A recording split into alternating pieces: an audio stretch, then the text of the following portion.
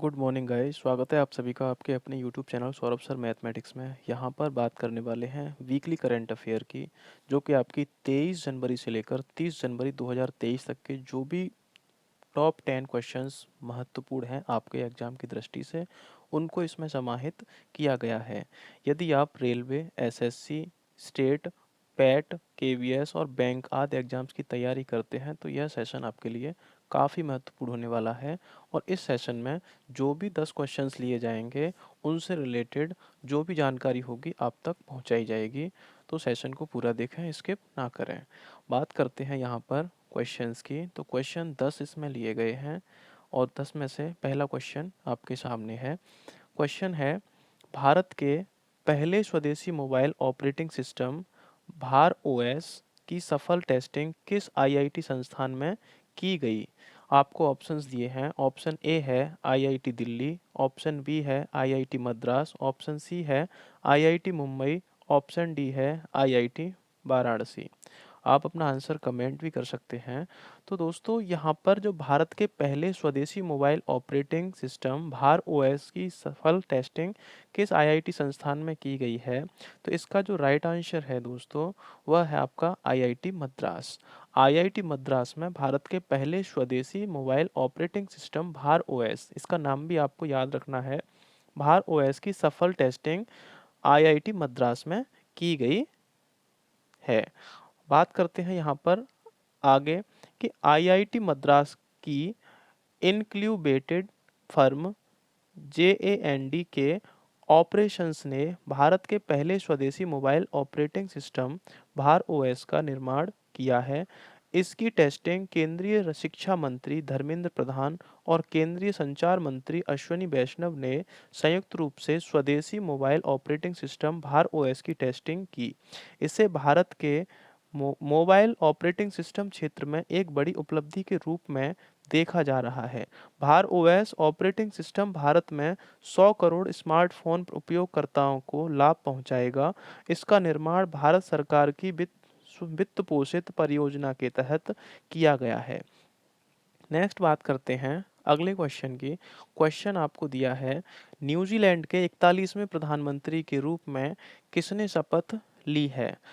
Options हैं। Option A Carmel Sepuloni, option B है Chris Carlson Cook, option C है Jacinda Ardern, option D है Chris Hipkins. आपको option यहाँ पर चार दिए हैं और चार में से ऑप्शन आपका एक सही है। तो जो न्यूजीलैंड के 41वें प्रधानमंत्री के रूप में किसे शपथ ग्रहण कर ली है, तो वह आपके ऑप्शन डी राइट आंसर हो जाएगा। तो क्रिस हिपकिंस जो हैं 41वें प्रधानमंत्री बने हैं। कहाँ के बने हैं? तो न्यूजीलैंड के प्रधानमंत्री बने हैं। और वहाँ के जो 40वें प्रधानमंत्री थे, 40वें प्रधानमंत्री ये जो थे आपके ऑप्शन सी में दे रखे हैं, ये 40वें प्रधानमंत्री थे। तो दोस्तों, ये आपको याद रखना है। 40 नंबर प्रधानमंत्री जैसिंडा अर्डर्न थे और 41वें नंबर के प्रधानमंत्री जो हैं क्रिस हिपकिंस हैं। बात करते हैं अब यहाँ पर, देखिए ये हैं क्रिस हिपकिंस जो आपको दिखाई दे रहे हैं। अब इनके बारे में जान लेते हैं। तो न्यूजीलैंड के 41वें प्रधानमंत्री के रूप में क्रिस हिपकिंस ने शपथ ली है। उन्होंने कोविड-19 महामारी के दौरान स्वास्थ्य प्रबंधन में अहम भूमिका निभाई थी।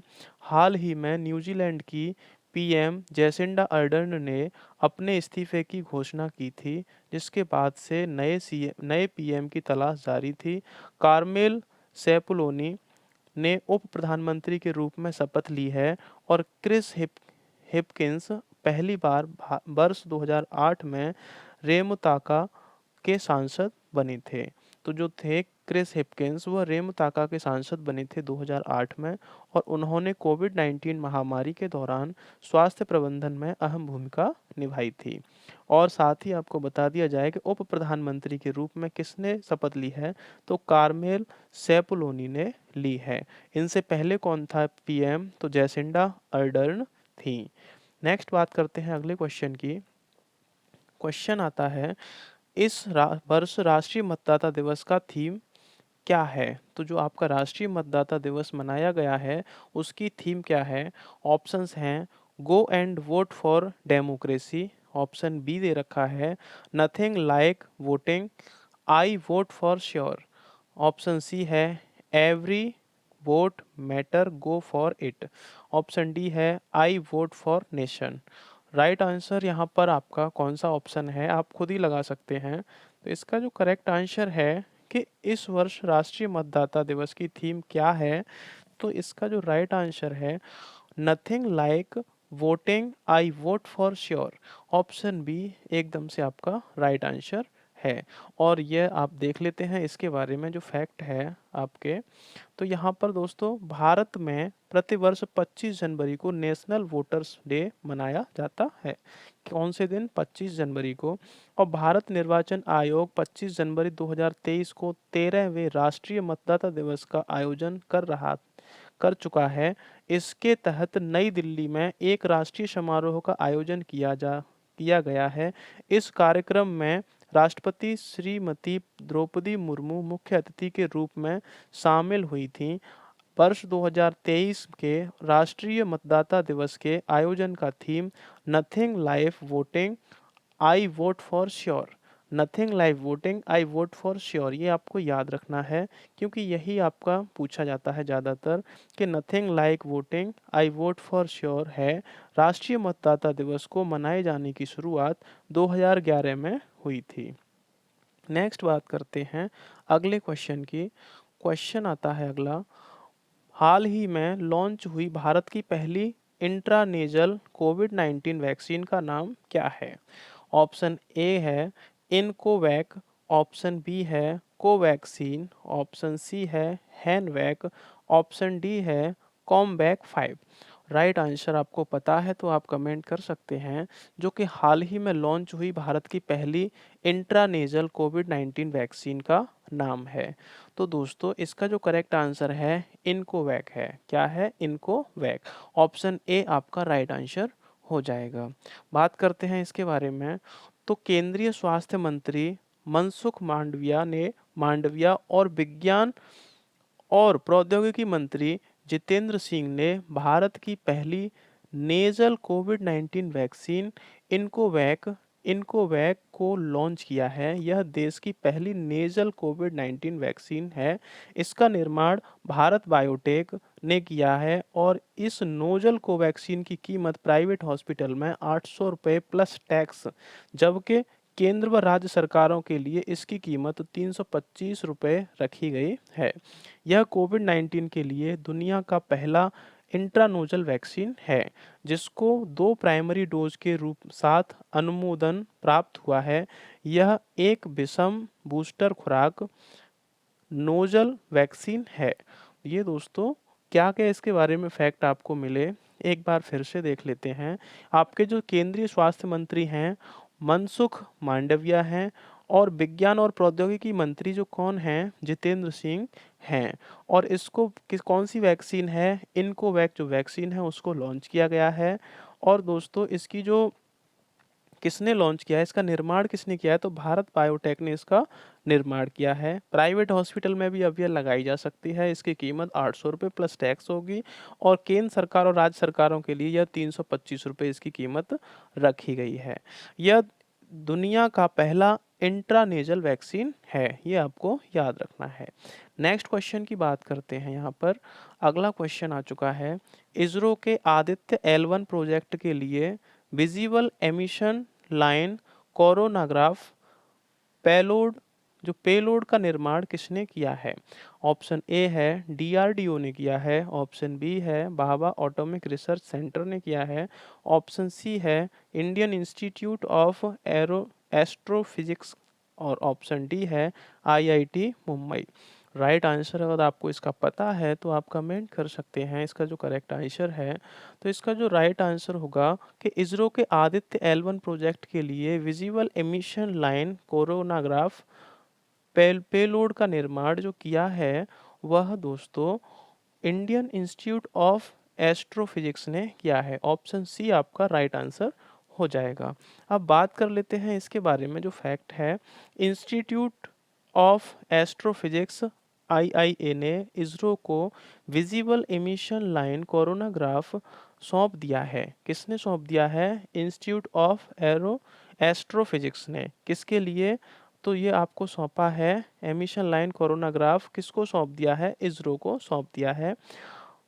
वी वीईएलसी इसरो के आदित्य L1 प्रोजेक्ट के तहत सूर्य के अध्ययन के लिए भेजा जाएगा। यह उपकरण आदित्य L1 प्रोजेक्ट के तहत भेजा जाने वाला सबसे बड़ा यंत्र है। इसरो का यह महत्वाकांक्षी आदित्य L1 इस वर्ष जून या जुलाई में प्रस्तावित है। वीईएलसी पेलोड को विज्ञान और प्रौद्योगिकी अनुसंधान और शिक्षा केंद्र कैंपस में डिजाइन और तैयार किया गया है, जो बेंगलुरु में स्थित है। तो दोस्तों किसने किसको दिया है? तो इंस्टीट्यूट ऑफ एस्ट्रोफिजिक्स ने इसरो को इसको विजिबल इमिशन लाइन कोरोनाग्राफ को दे दिया है। बात करते हैं अब अगले क्वेश्चन की। तो क्वेश्चन आता है, क्वेश्चन नंबर 6 है, किसे हाल ही में नागर विमानन महानिदेशालय के यानी कि डीजीसीए के अगले प्रमुख के रूप में नियुक्त किया गया है? ऑप्शन ए है अश्वनी शरण, ऑप्शन बी है अरुण चावला, ऑप्शन सी है सोनल गोयल, ऑप्शन डी है विक्रम देवदत्त। राइट आंसर आप बताएंगे इसका क्या करेक्ट आंसर हो जाएगा?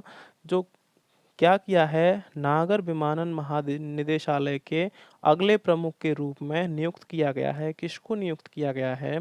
तो यहाँ विक्रम देवदत्त को नियुक्त किया गया है। किसके लिए? नागर विमानन महानिदेशालय के अगले प्रमुख के रूप में नियुक्त किया गया है। बात कर लेते हैं इनके बारे में कि केंद्रीय कैबिनेट की नियुक्ति समिति ने senior IAS officer Vikram Devdatt को नागर विमानन महानिदेशालय के अगले डायरेक्टर जनरल यानी डीजी के रूप में नियुक्ति को मंजूरी दे दी है। विक्रम देवदत्त वर्तमान में air India assets holding limited के सीएमडी के रूप में कार्यरत हैं। देवदत्त 28 फरवरी 2023 को डीजीसीए के डायरेक्टर जनरल अरुण कुमार के रिटायर होने के बाद पदभार ग्रहण करेंगे। विक्रम देवदत्त एजीएमयूटी यानी अरुणाचल प्रदेश, गोवा, मिजोरम, केंद्र शासित प्रदेश और केंद्र शासित प्रदेश केडर के 1993 बैच के आईएएस अधिकारी हैं। डीजीसीए नागरिक उड्डयन सिविल एविएशन के लिए भारत के मुख्य नियामक निकाय हैं। तो दोस्तों यहाँ पर कैबिनेट ने मंजूरी दे दी है किसके लिए? विक्रम देवदत्त के लिए, कि उनका जो नागर विमानन महानिदेशालय के अगले डायरेक्टर यानी कि जनरल डायरेक्टर डीजी के रूप में नियुक्ति को मंजूरी दे दी है। और विक्रम देवदत्त अरुणाचल प्रदेश, गोवा, मिजोरम और केंद्र शासित प्रदेश के 1993 बैच के आईएएस अधिकारी हैं। आगे बात करते हैं नेक्स्ट क्वेश्चन की। क्वेश्चन है आपका, भारतीय नौसेना में शामिल की गई 5वीं कलवारी श्रेणी की पनडुब्बी का नाम क्या है? ऑप्शन ए है आईएनएस विक्रांत, ऑप्शन बी है आईएनएस वागीर, ऑप्शन सी है आईएनएस खंडेरी, ऑप्शन डी है आईएनएस वेला। दोस्तों अगर इसका आपको राइट आंसर पता है तो आप इसका आंसर कमेंट कीजिए कि भारतीय नौसेना में शामिल की गई 5वीं कलवारी श्रेणी की पनडुब्बी का नाम क्या है? तो इसका जो नाम है वह आईएनएस वागीर है। जो 5वीं पनडुब्बी कलवारी श्रेणी की भारतीय नौसेना में शामिल की गई है उसका नाम आईएनएस वागीर है। ऑप्शन बी आपका राइट आंसर हो जाएगा। नेक्स्ट बात करते हैं यहाँ पर कि भारतीय नौसेना ने 23 जनवरी 2023 को 5वीं कलवारी श्रेणी की पनडुब्बी वागीर को कमीशन किया। नौसेना स्टाफ के प्रमुख एडमिरल हरि कुमार मुंबई ने नौसेना डॉकयार्ड में आयोजित एक समारोह के दौरान मुख्य अतिथि थे। मुंबई के मझगांव डाक शिप बिल्डर्स लिमिटेड ने Messrs naval group of France के साथ मिलकर पनडुब्बी का निर्माण किया है। कलवारी श्रेणी की 4 पनडुब्बियां भारतीय नौसेना में पहले से ही सौंपी जा चुकी हैं। इन सबमरीन का निर्माण प्रोजेक्ट 75 के तहत किया जा रहा है। इसके तहत कलवारी श्रेणी की 6 सबमरीनों का निर्माण किया जा रहा है। तो ये दोस्तों आपको याद रखना है कि इसका नाम क्या है, वो आपको पता करना है। और कौन सी है ये दोस्तों? वागीर है। और यह कलवारी श्रेणी की 5वीं पनडुब्बी है जो कि भारतीय नौसेना में 23 जनवरी 2023 को शामिल किया गया है। ये आपको याद रखना है। कहाँ है? बागीर का कमीशन किया था। किसने किया था? नौसेना प्रमुख का नाम अगर पूछा जाता है तो एडमिरल आर हरी मुंबई है। ये आपको याद रखना है। और भारतीय नौसेना ने 23 जनवरी 2023 को इसको सम्मिलित किया है। बात करते हैं अगले क्वेश्चन की। क्वेश्चन नंबर है 8। वर्ष 2023 के लिए ICC men's cricketer of the year के रूप में किसे चुना गया है? तो 2022 के लिए यहाँ पर बात की गई है। ICC men's cricketer of the year के लिए किसे चुना गया है? ऑप्शन ए है सूर्य कुमार यादव, ऑप्शन बी है बाबर आजम, ऑप्शन सी है विराट कोहली, ऑप्शन डी है बेन स्टोक्स। अगर आपको राइट आंसर पता है तो आप कमेंट जरूर करें। तो इसका जो करेक्ट आंसर होगा कि वर्ष 2022 के लिए ICC men's cricketer of the year के रूप में जिसे चुना गया है वह कौन है? तो वह बाबर आजम हैं। कौन है? बाबर आजम। दूसरा ऑप्शन यानी ऑप्शन बी आपका राइट आंसर हो जाएगा। बात करते हैं यहाँ पर अब आईसीसी ने 2022 के सभी अवार्ड्स विजेताओं की घोषणा कर दी है। पाकिस्तान के स्टार क्रिकेटर बाबर आजम ने men's cricketer of the year और men's one day cricketer of the year का अवार्ड जीता। इंग्लैंड की महिला क्रिकेटर नेट साइवर को महिला क्रिकेटर ऑफ द ईयर और महिला one day cricketer of the year चुना गया। भारत की रेणुका सिंह को ICC emerging women cricketer of the year और सूर्य कुमार यादव को ICC men's T20 cricketer of the year चुना गया है। ये दोस्तों आपको याद रखना है। यहाँ पर एक नाम आता है आपका जो पाकिस्तान के स्टार क्रिकेटर बाबर आजम का, दूसरा आपका आता है यहाँ पर इंग्लैंड की महिला क्रिकेटर साइवर का, नेट साइवर जो हैं वह, और तीसरा आपका जो नाम आता है भारत की रेणुका सिंह का, और चौथा आपका नाम आता है यहाँ पर सूर्य कुमार यादव का। तो इनसे रिलेटेड आपको याद रखना है। यह क्वेश्चन काफ़ी एग्जाम में पूछा जाता है। तो अवार्ड्स यहाँ पर पाकिस्तान के स्टार क्रिकेटर को cricketer of the year men's one day cricketer of the year का अवार्ड जीता है। इंग्लैंड की महिला क्रिकेटर ने क्या जीता है दोस्तों? तो महिला क्रिकेटर ऑफ द ईयर और महिला one day cricketer of the year का अवार्ड जीता है। रेणुका सिंह ने ICC emerging women cricketer of the year का अवार्ड जीता है। सूर्य कुमार यादव ने ICC men's T20 cricketer of the year का अवार्ड जीता है। बात करते हैं अब नेक्स्ट क्वेश्चन की।